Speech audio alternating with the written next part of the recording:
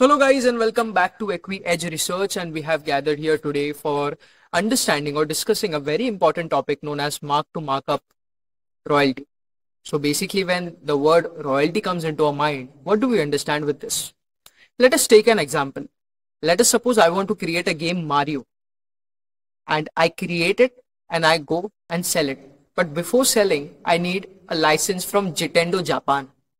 So basically what Japan says is you don't give me 100 rupees, but you have to give me 1000 rupees every month in exchange of license. I agreed and I started selling. So let us suppose in the 3 different months, in the month of April, maybe the rate for yen is 0.60 rupees. In the month of May, it is 0.65 rupees. And in the month of June, it is 0.70 rupees. So what happens is when I account for 1000 yen at the first month, it happens or it causes me or incurs me at 600 rupees. So I write in my books of accounts that I incurred 600 rupees for getting this license or paid loyalty. But what happens is the next month, as we say, the currencies are volatile in nature. So we need to update things in the book. In the next month, we are going to update it as 650 rupees. So the difference between 600 and 650, the 50 rupees is mark to markup loyalty, mark to market loyalty. We need to update it every time.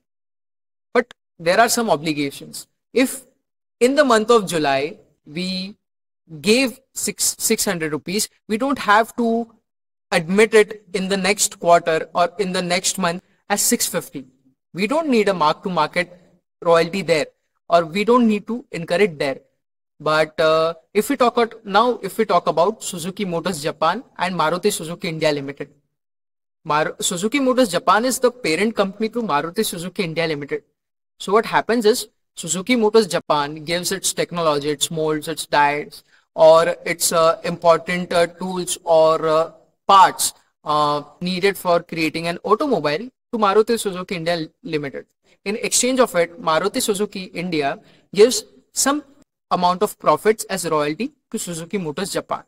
So basically, if we talk about 1 rupee is equal to 0.60 rupees or 0.60 yen, and we have to pay 1 crore yen in the month of April, it is 60 lakh rupees.